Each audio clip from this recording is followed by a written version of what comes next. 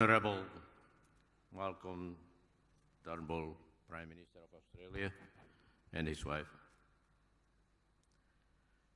His Honorable Senator Matthias Cormann, Minister for Finance of Australia.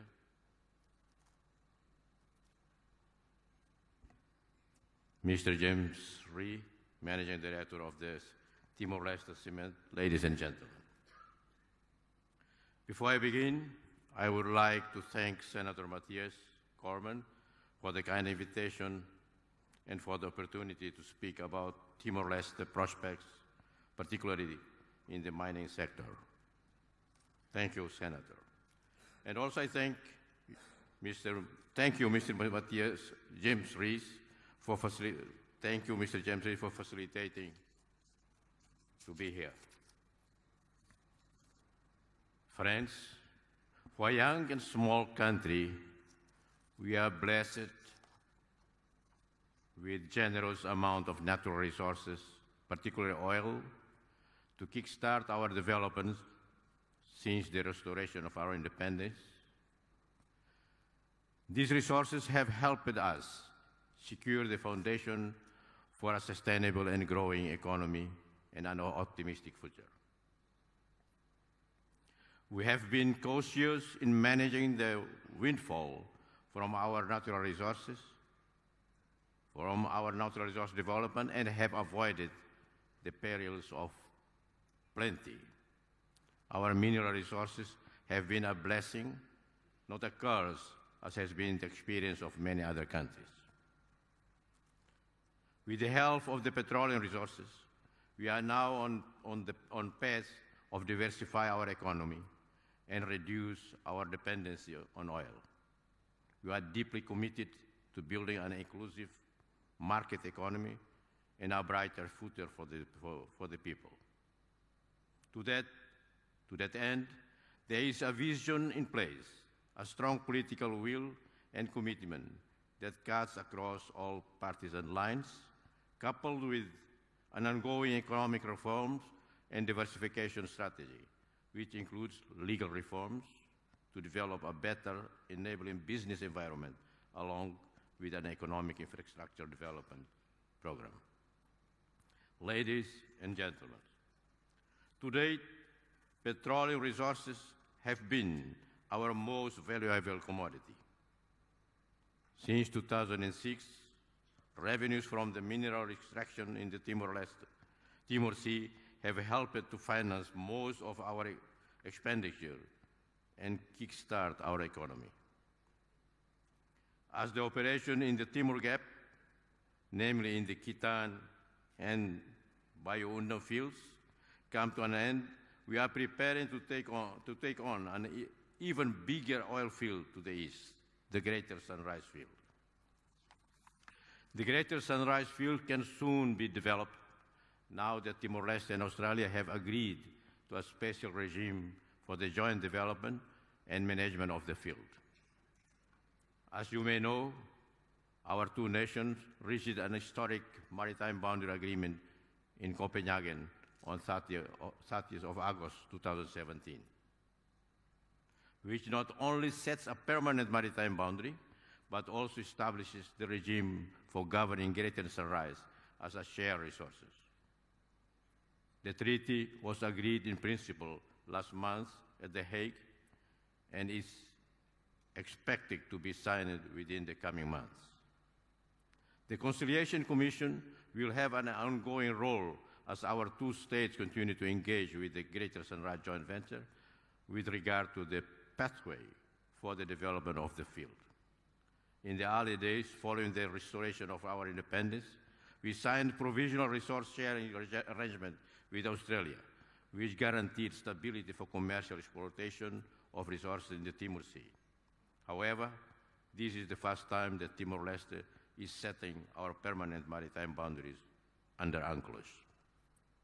Timor-Leste is more united than ever as we finalize our maritime boundaries with Australia in the Timor Sea.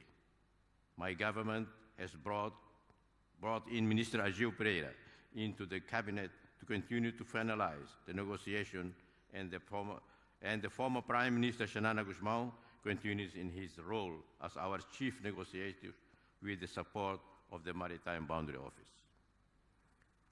I am very pleased, as is the rest of my country, with the excellent progress that has been made between our two countries.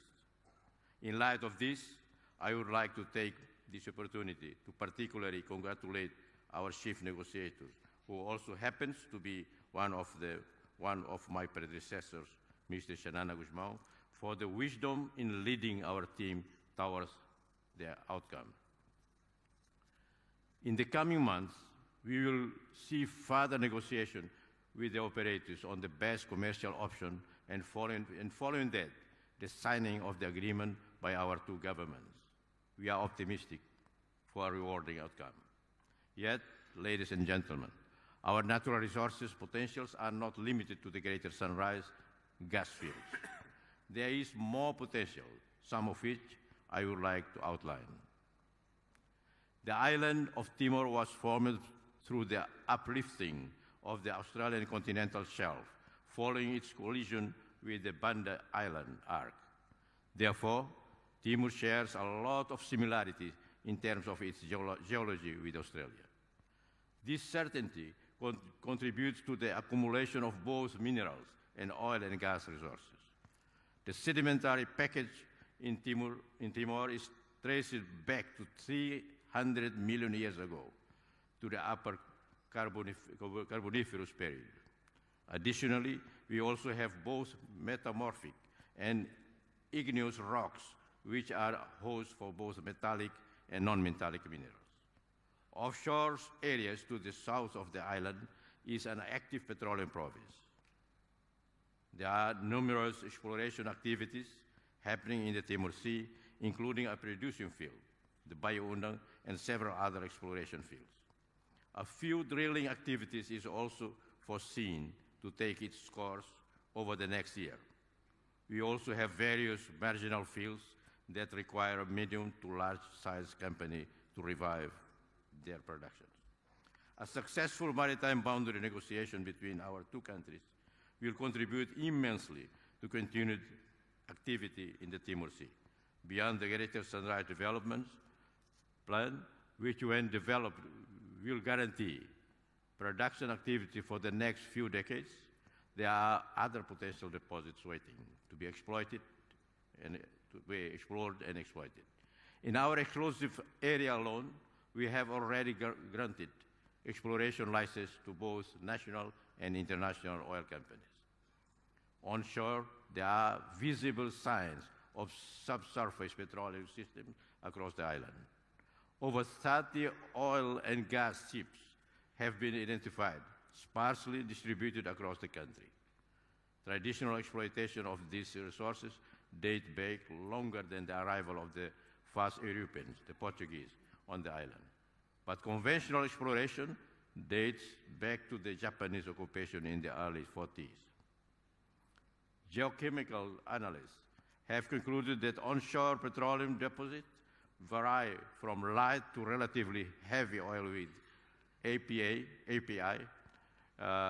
ranging from 40 degrees to 18 degrees, respectively. Other than petroleum, there are also great potential for mining onshore, for metal and non-metal minerals.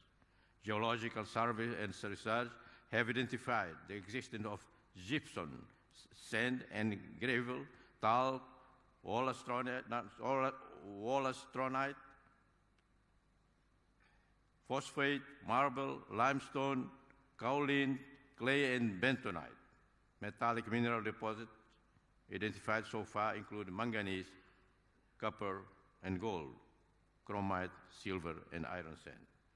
There is ample evidence attesting to the distribution of this mineral across the island, and we are eager to engage mining companies to carry out further prospecting in order to determine the commercial viability of the deposit and extract them accordingly.